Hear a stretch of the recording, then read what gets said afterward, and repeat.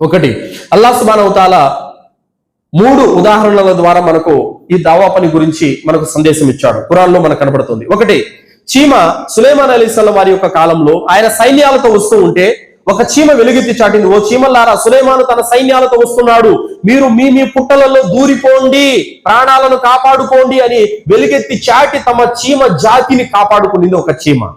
ఇది మొదటి స్థాయి. దావా పని చేసేవాళ్ళు తమ మానవ జాతిని కాపాడటానికి ధార్మిక జ్ఞానం ఉన్నటువంటి వాళ్ళు, ముఖ్యంగా మొదటి స్థానంలో ఆలిములు, దాయులు, ధార్మిక జ్ఞానం కలిగిన వ్యక్తులు.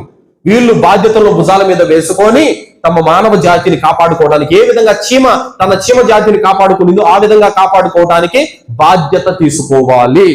రెండోది, హుదుహుదు పక్షి. ఇదేం చేసింది? దావా పని చేయలేదు, చేయించింది. సులైమాన్ అలైహిస్సలాం వారి ద్వారా చేయించింది. ఏ విధంగా సబా జాతి రాణి, ఆ జాతి ప్రజలు సూర్యుని మొక్కటం చూసి ఆ హుదుహుదు పక్షి సహించలేకపోయింది. అప్పుడు సులైమాన్ అలైహిస్సలాం వారి వద్దకు ఈ సందేశాన్ని తీసుకొని వచ్చి సులైమాన్ అలైహిస్సలాం వారి ద్వారా దావా పని చేయించింది. ఇది రెండో కేటగిరీ.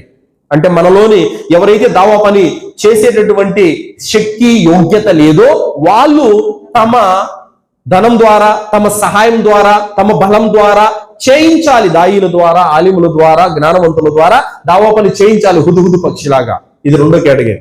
మూడోది, గృహవాసులు వాళ్ళు అల్లాహ్ మార్గంలో బయలుదేరి వెళ్ళిపోయినప్పుడు ఒక కుక్క వాళ్ళకు తోడొచ్చింది.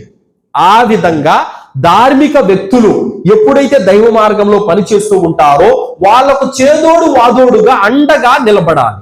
ఈ 3 కేటగిరీల్లో ఏదో ఒక కేటగిరీలో ఖచ్చితంగా ముస్లిములు ఉండాలి. ఈ 3తో సంబంధం లేకుండా ఉంటే గనక లాభం లేదు.